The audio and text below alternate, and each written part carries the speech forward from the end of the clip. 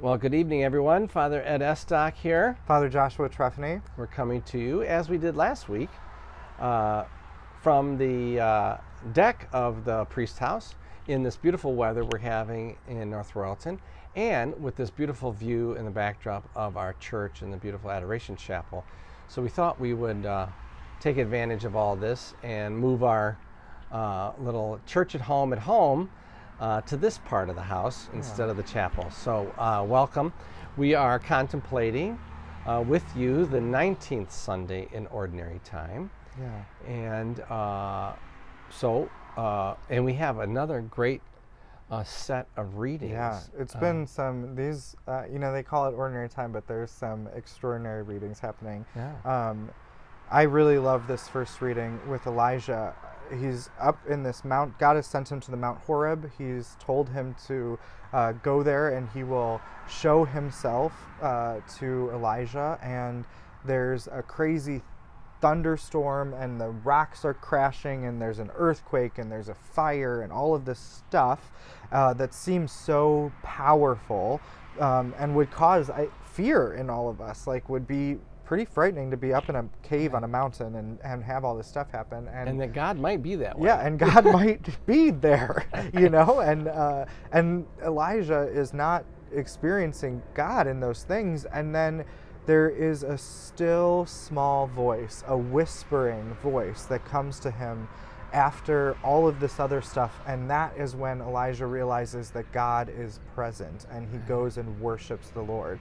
And so I don't know if you've heard of a Pustynia retreat before, but it's this great mini retreat. It means desert in Russian, and it is the founder of the community that I lived with for a while brought this kind of retreat to America. It's like a 24-hour silent retreat where you're in isolation out in, they do it out in cabins. You could do it in your room if you really wanted.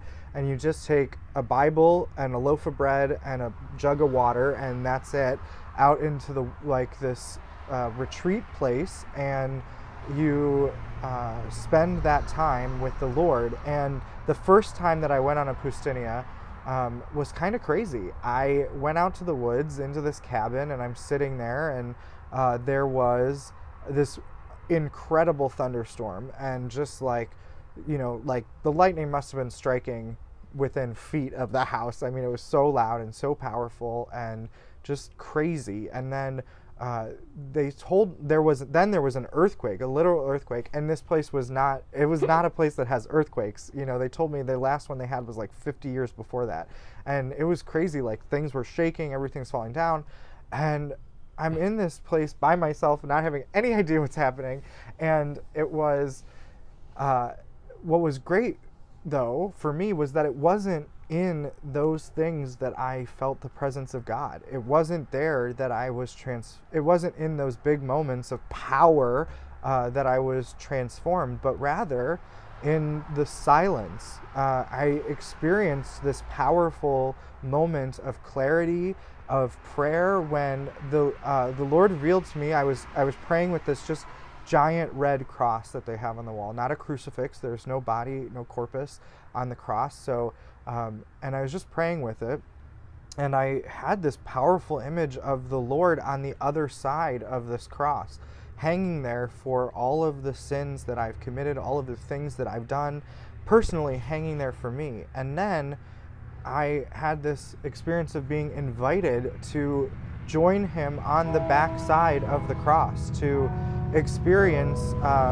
my suffering, my pain, being transformed into what the cross essentially is, a life-giving gift, Right. and being transformed. So all this crazy stuff is happening, and it was in this silent contemplation of the cross that I experienced new life. And it was a powerful transformation for me. I've obviously remembered it for years now, and it was a big deal and still is for me. So I think that same thing with Elijah.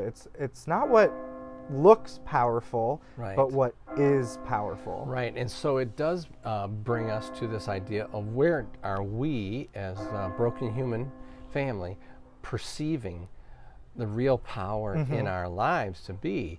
And so that kind of, and as you know, in the liturgy, the scriptures, the Old Testament reading and the gospel text are always connected. Yeah. The second reading is kind of a free-for-all.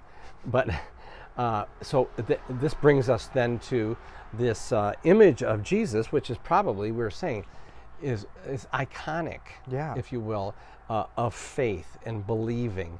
And it's, of course, we're talking about Peter walking on the water and then him noticing the storm around him and taking his eye off of Jesus and looking into the storm, and he begins to sink. And of Yeah. course, the Lord says, well, why did you doubt? Oh, yeah. Oh, you of little You faith. little faith. And so the quality of our faith comes to this question. Now, this story of Peter walking on the water is preceded by the fact that last Sunday, Jesus had multiplied the loaves, and then he goes across the lake and he goes up this mountain, and he enters into a time of private and personal prayer, like Elijah. So we can see this likeness, right? And so then, while he's up there contemplating the quiet, whispering power of God, where God is, the disciples are on the boat, and they are fearing the powers of the world. And so then, of course, we bring this all together. So he comes to them on the water, and he invites Peter to come out. Yeah. And so this notion of where is the real power, the Lord has said this in many other places, is that you should not be distracted by the people and the things that have power over you in this world. Especially in a physical sense. That's right. Like someone might be able to destroy your body, Right. but they cannot destroy your soul. Yeah. Right.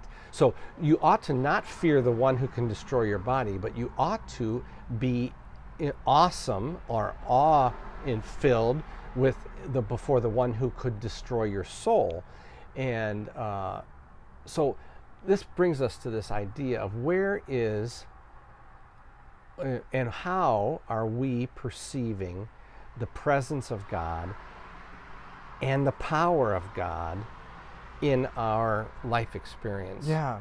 And I think, I think each one of us have probably experienced this kind of interaction with people. Maybe we're the one who's done it, actually.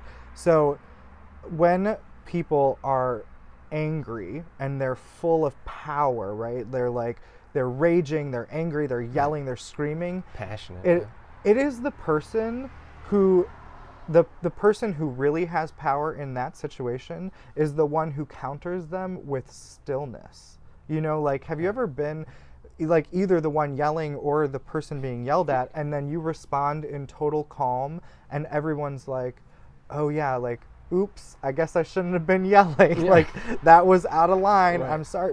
And I think that's in a way what Jesus is showing us. It is peace and stillness that have real power in this world. And that is real power in this world because it comes from the Lord. It's from heaven that stillness and peace come. Right.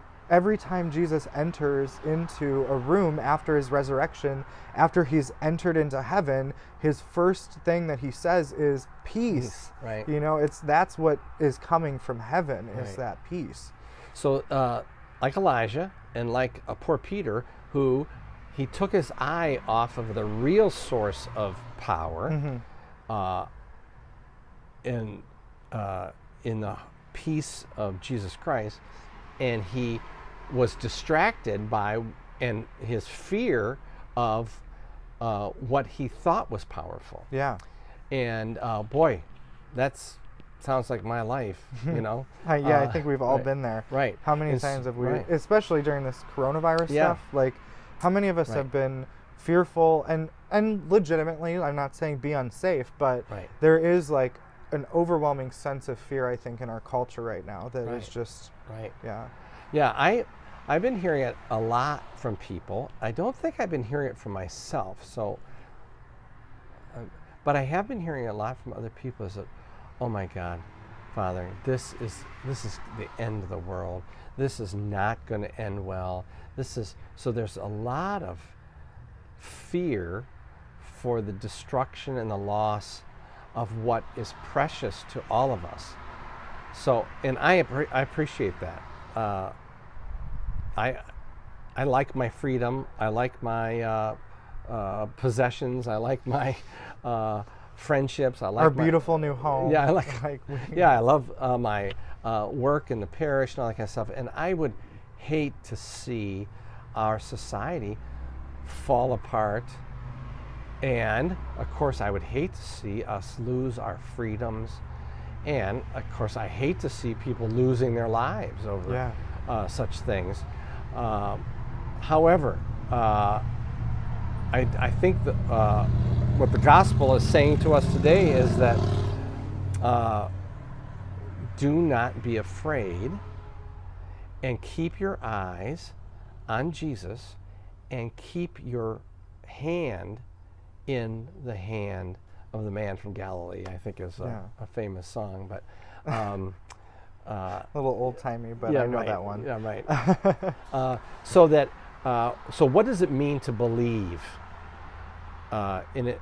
So Peter is kind of the icon for us, and he receives them. But what does it mean to believe in the Poustinia house when the world is falling down around you? Well, it is to place your trust and your faith in the love that God has for you, manifest in Jesus Christ. And I think what it really shows is that when everything is going to hell, when it's all crazy and power is flying around, like, it takes faith to step into stillness. Right. You know, and I think which a lot is of us, God's power. Right. And because I think our instinct is to get swept up in the storm, is to freak out with everybody else, is to get anxious and fearful and scream and yell and get angry. And the real power for us is to step into stillness instead of this raging storm around us. And so what is God's power? It is nothing other than presence. Yes. Yeah. And so we could maybe think about this in our Eucharistic theology. So we really celebrate in the Holy Eucharist is the real presence of God. So we can be like Elijah and Peter. In the midst of the storm, we can recognize that where we find the true power that can preserve us and protect us is in the presence of God. And of course, so for us Catholics, we have got to return to that. And what is it that we say right before we receive Holy Communion? It's the peace of the Lord be with you. Mm-hmm. Right. And so, we kind of have this invitation to turn everything into notice that this is our safety, this is our security, this is our power, the real presence of God. And as Paul said last week, and what can separate us from the love? From the love of Christ. Nothing. Not the storm on the sea, not the earthquake, not the lightning from heaven. Not the craziness in our world, not the the anger, the fear, the cultural whatever. And not the losses, I know, trying to personalize this a bit, so many people have lost loved ones and terrible grieving, and it feels as if your world has collapsed. Mm-hmm. But again, God says, do not be afraid, I am with you. So it's this presence. And I think the ultimate point of that, the ultimate image of that is that Peter screws up in this gospel. He's not doing the right thing. He takes his eyes off of Jesus, and Jesus doesn't say, see ya, deuces, you're gone. He says, he does chide him a little bit, but he also grabs his hand and reaches into the storm and pulls him out of that. Like, so yeah, there's going to be times where we screw up. There's going to be times where we fall into the world and we see power in the wrong way and we don't do things that we're supposed to do. And yet Jesus is still like reaching into our hearts, into our lives to pull us out and bring that peace, his power. Right. Yeah, so power is not in the storm. No. Power is in the peace and the presence of Christ. Yeah. Who, of course, has been poured into our hearts, and I am with you always till the end of the world. So, chill. Yeah, let's all relax, Relax. in Jesus, you know. So thank you so much for joining us this week. God bless you, and we're Take praying care. for you.